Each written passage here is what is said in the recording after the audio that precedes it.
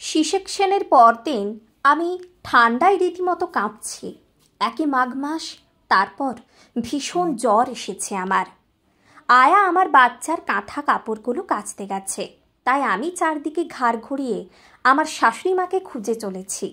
আরও একটা কম্বল চাপা না দিলে মনে হচ্ছে আমি এখনই হার্ট ফেল করে ফেলব। তেষ্টায় গলা শুকিয়ে কাঠ। আমি আস্তে আস্তে মা মা বলে ডাকতে লাগলাম, কিন্তু কোথায় তিনি? কোথাও তার চিহ্ন মাত্র দেখতে পেলাম না। প্রায় 15 মিনিট পর যখন উনি আমার কাছে এলেন, আমি কিছু বলার আগে উনি বলতে শুরু করলেন, জানালার ধারের বেডের ওই বাচ্চাটার মাথায় এক মাথা চুল, আর আমাদেরটা একেবারে নেড়ি মতন হয়েছে। মেয়ে সন্তান, মাথায় একটু চুল না হলে ভালো লাগে? আর 15 নম্বর বেডের বাচ্চাটা তো কি সুন্দর গোল গাল, মোটা সোটা। আমাদের মেয়েটা হয়েছে একেবারে খাটির মতন রোগা। এতটুকুন। একে ধরবই বা কী করে, আর বড় হবেই বা কী করে, কে জানে। তারপর ঠোঁট উল্টে পাশের বেডের পেশেন্টের মাকে বলতে লাগলেন, আমাদের সময় তো বাপু ভরা ভর্তি অবস্থাতেও সংসারে সব কাজ করতে হয়েছে। কোনো যত্ন আপনি পাইনি আমরা। ঘরে যা খাবার হতো তাই খেতাম। কখনো ফলমূলও জোটেনি। তাও আমার 3 বাচ্চার শরীর স্বাস্থ্য হয়েছিল দেখবার মতন। বৌমাকে তো আমি এই অবস্থায় কিচ্ছুটি করতে দিইনি। আর খাবার, ডাক্তার, ওষুধের কোনো অভাবও রাখেনি আমার ছেলে। আসলে এখনকার মেয়েদের এত তোয়াজ করেও সব যেন বেশি বেশি অসুস্থ হয়ে পড়ছে। কথাগুলো শুনে আমি সি সেকশনের ব্যথা যন্ত্রণা ভুলে গেলাম। সত্যি, কখনো কখনো শরীরের যন্ত্রণার চেয়ে মনের কষ্ট অনেক বেশি ব্যথা দেয়। আমি রীতি, আপনাদের মতোই একজন সাধারণ গৃহবধূ। স্বামী পলাশ ব্যবসায়ী, শ্বশুর শাশুড়ি, স্বামী, মেয়ে আর আমার দেওরকে নিয়ে আমাদের সাদামাটা সংসার। মেয়ের বয়স এখন 4 বছর চলছে। আজ দুপুরে খাওয়ার সময় শাশুড়িমা পলাশকে বলছিলেন, মেয়েটা তো 4 বছরের হয়ে গেল, ওর এত ঝক্কি ঝামেলা এখন তো আর নেই।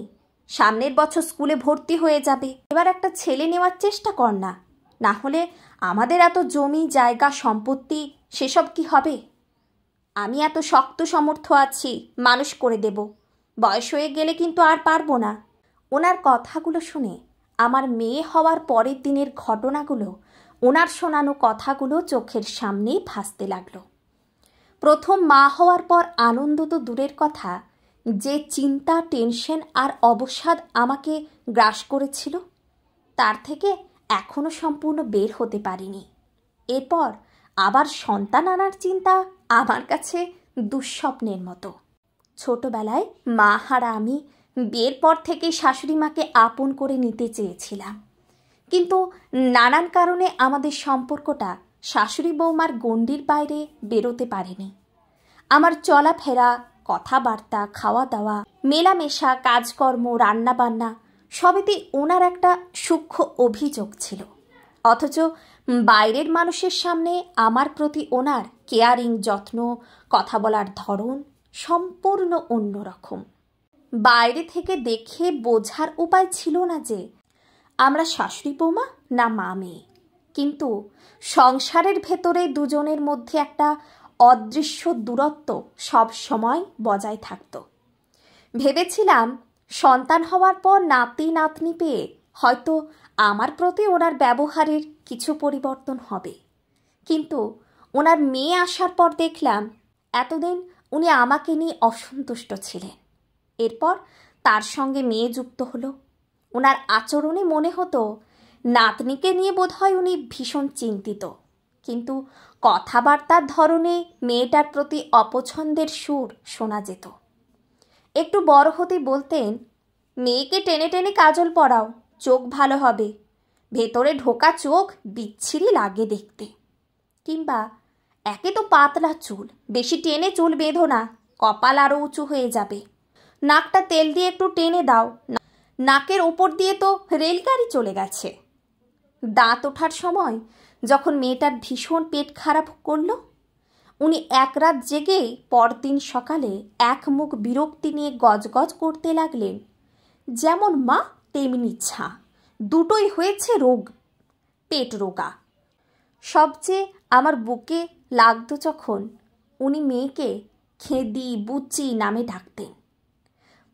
বলতেন, ঠাকুমা দিদিমারা ওরকম আদর করে ডাকে, তোমার মনে সবসময় কূট চিন্তা। কিন্তু একজন মা জানে তার কাছে এগুলো কতখানি কষ্টের, কত অপমানের। প্রত্যেক মায়ের কাছে তার সন্তানের মুখ পৃথিবীর সবচেয়ে সুন্দর মুখ।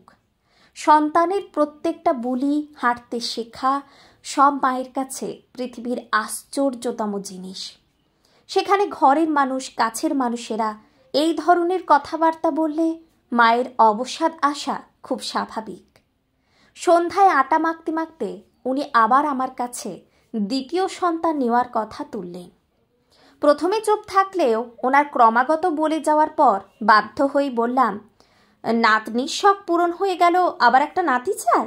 সবার আগে মায়ের যত্ন নিতে শিখুন, তবে সন্তান আশা করবেন। আপনারাই তো সবসময় বলেন গাছের যত্ন নিলে নাকি ফল ভালো হয়। একটা মেয়ের মা হওয়ার পর তার শরীরে, তার মনে, তার দৈনন্দিন রুটিনে যে বিরাট পরিবর্তন হয়, তার সঙ্গে একদিনে অ্যাডজাস্ট হয় না। সেই সময়টুকু তাকে যত্ন দিয়ে, কেয়ার দিয়ে, মনের জোর দিয়ে পাশে থাকতে হয়। তুলনা না করে সামর্থ্য অনুযায়ী তাকে সেরাটা দেওয়ার চেষ্টা করতে হয়। আমরা কি পাইনি আর সে কি পাচ্ছে, এই তুল্যমূল্যটা কি একটা সন্তান আসার সময় করাটা খুব জরুরি? তাহলে তো মেয়েরা মা হতে ভয় পাবে, এটাই স্বাভাবিক। আর তাছাড়া আমার মেয়ে একদিন তৈরি হয়ে 5টা ছেলে সমান হবে। আমার ছেলে বা মেয়ের ভবিষ্যতের জন্য বিষয় সম্পত্তির প্রয়োজন হবে না। সে নিজে পরিশ্রম করে নিজের ভবিষ্যৎ তৈরি করে নেবে।